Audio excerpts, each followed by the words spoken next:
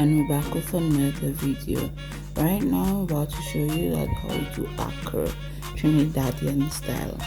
Right, as you could see, we have our saltfish, our onion, our pepper, our garlic, and our ingredients that we're going to use in the accra.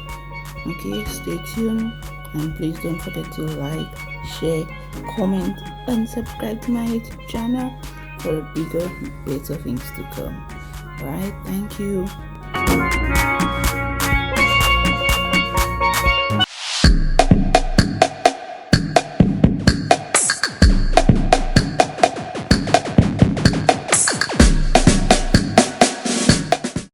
Okay, so right now we're going to get 2 cups of flour,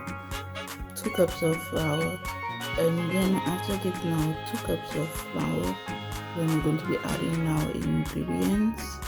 And after adding in the ingredients, we're going to add the water and then mix it in other words, to make our accra.